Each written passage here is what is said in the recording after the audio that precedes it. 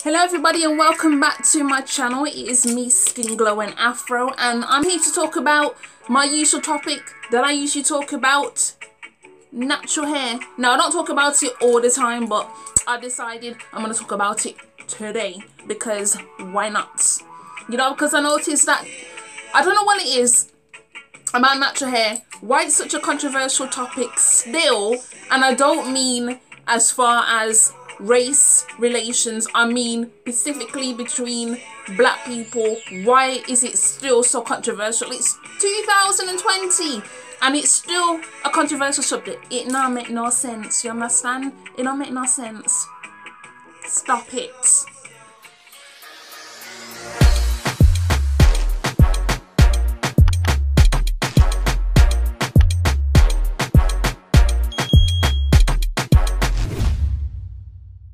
As you can see, I have my hair in these twists.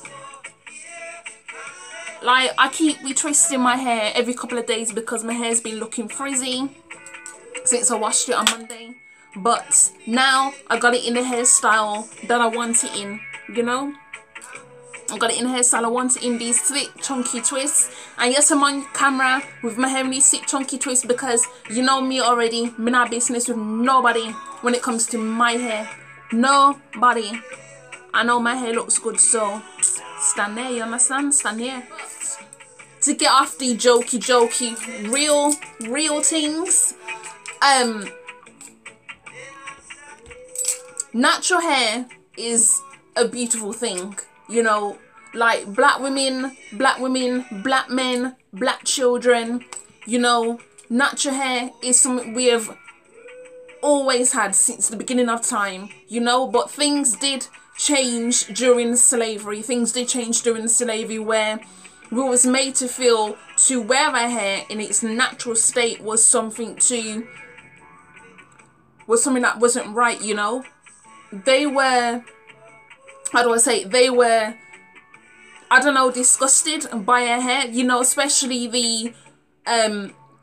the slave masters' wives. I believe in America, that's where headscarves and head wraps came from, because they made the African slaves put scars on their head to hide it so that their husbands would not be tempted. To me personally, that doesn't make sense.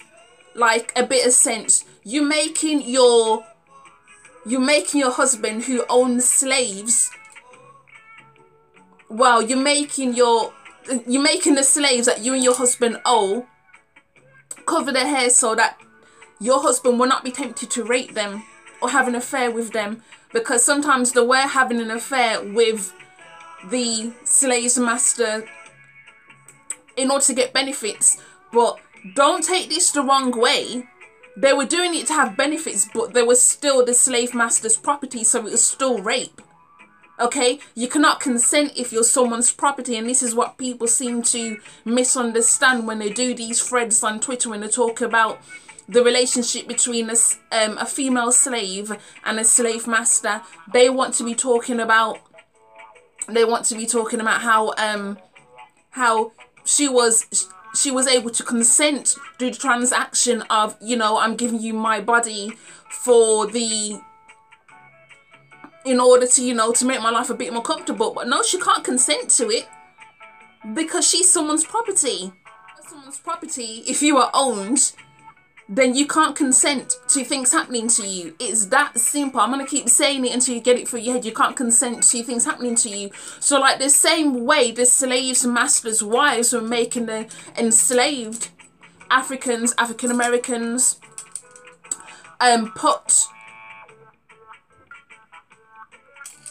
my head's not working today, put scarves and head wraps on their heads. They had no choice to do it. Okay, now consent is, as you know, consent is it's a yes or no thing, right? But if you are, like I said, if you're someone's property, you can't consent to certain things. You have absolutely no choice. The choice is removed. You don't have autonomy. So this is what I'm saying. Enough about that. But like I've been saying, natural hair, it's time for people to embrace natural hair in all facets. You know, it's time for the discrimination to end. I mean, wasn't it just wasn't it just the beginning of this year or late last year when a rule was passed so that you can no longer, so that in America you can no longer discriminate against natural hair? And I'm thinking to myself, how backwards do you have to be to get to 2019 and you're only just saying, oh, employers in your state cannot discriminate against those who have natural hair? Do you know how ridiculous that sounds? To say that to get to 2019, but this just further shows my point that we are still in some ways seen as white people's property, and even our hair, which is ours, which grows out of our head, is seen as obscene. And I think that when these things happen, it trickles down within into the black community. Now, I have seen a lot of pushback against racism, discrimination with people who have natural hair, but at the same time, I'm also seeing black people who will also make comments about natural hair, saying if it's not the right kind of natural hair, then they don't want to associate with it. They still have this mindset, some of them still have this mindset that relaxing your hair is actually better than it being natural. And I'm not going to go into all of that because otherwise I'll be here all day. I'm really not going to go into all of that, but I will say this is further proof that if you don't free your mind from the mental shackles, this is what's going to happen. And it needs to stop. Back in the 1960s and 1970s, when the Black Panther movement was going on in America, it was all about afros. Afros. White women were going to the friggin' hairdressers to get a curly perm, so that they could also rock natural hair. But yet now, all of a sudden, wearing an afro is seen as a bit too militant. It's seen as, oh, we're not that kind of black person. You know, it's just an afro. But you see how you see how we have regressed rather than moving forward?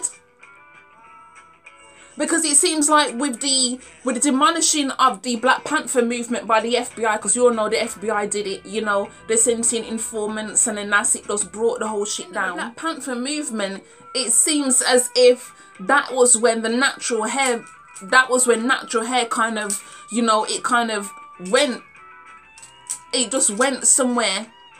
And it's only like, I would say since 2009, I believe, was when the natural hair movement started cropping up again, where more and more people have said, you know what, I've had enough of relaxing my hair, so I'm no longer gonna associate myself with that anymore. You understand? I'm no longer gonna associate myself with that, because natural hair is something that I want for myself. So I'm putting the chemicals down. I'm putting these dangerous chemicals down. I'm putting the straighteners down. I don't want to straighten my hair anymore. I want to rock my hair in its natural state. I want to know what it looks like in its natural state. And even locks. I've spoken about this before in other YouTube videos that I have done about the discrimination against people who have their hair in locks or dreads or whatever you choose to call them. Don't come from my head, because people in Jamaica, they call their locks dreads, okay?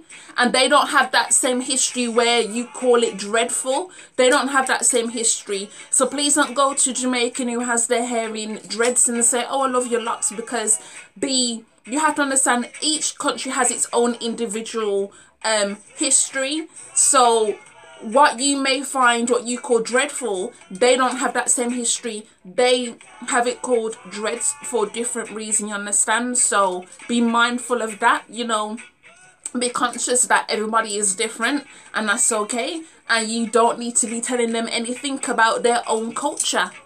That's simple. But what I will say is that even in Jamaica, there is discrimination against people with locks, and that is a majority of black country, and yet there is still that issue there.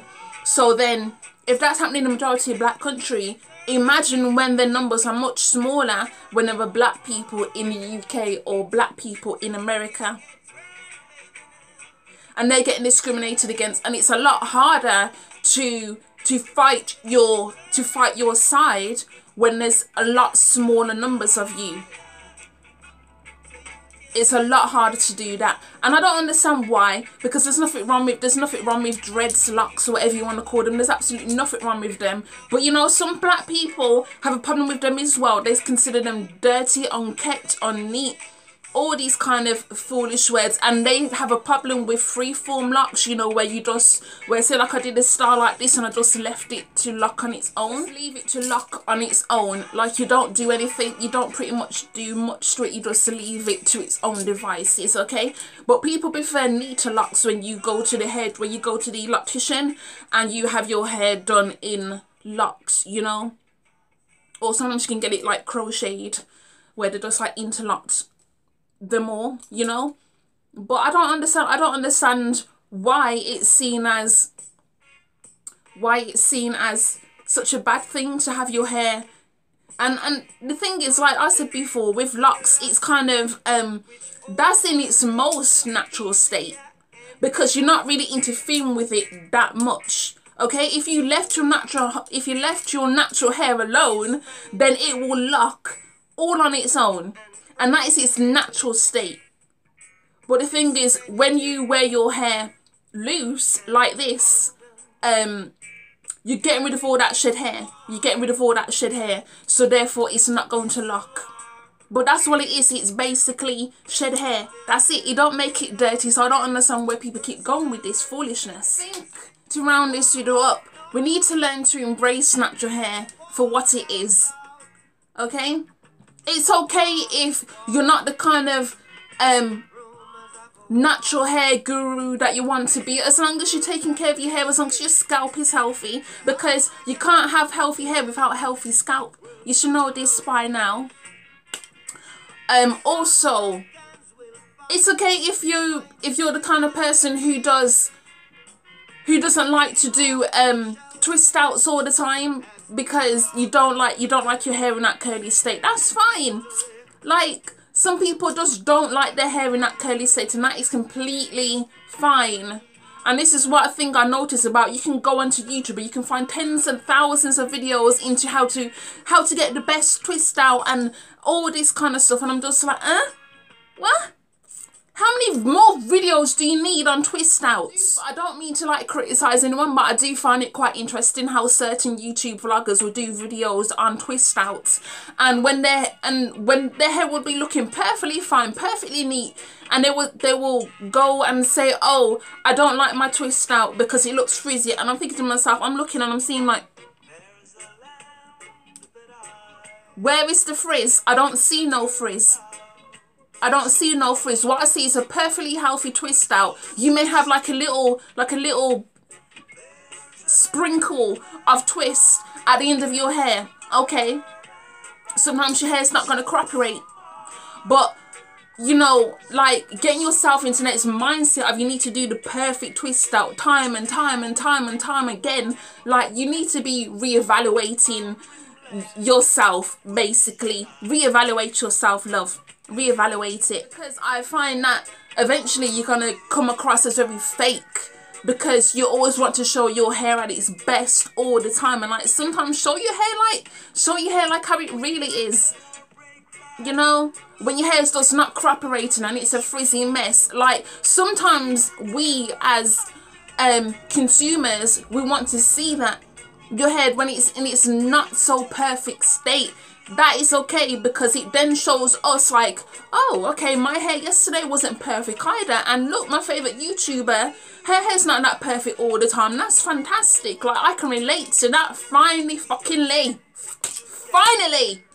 Jesus Christ. Yes. I'm gonna wrap this video up here right now, because I've been rambling too long and my thoughts have, I don't know what's going on with my thoughts today. It must be my dyslexia, because my thoughts are just going everywhere. But yeah, I'm gonna round this video up here. I have 2 more videos to coming up for you, plus I'm also currently recording a YouTube video across this week, which will be on my oil cleansing routine. So that shall be posted up next week, Wednesday. So I shall see you then. Okay, bye.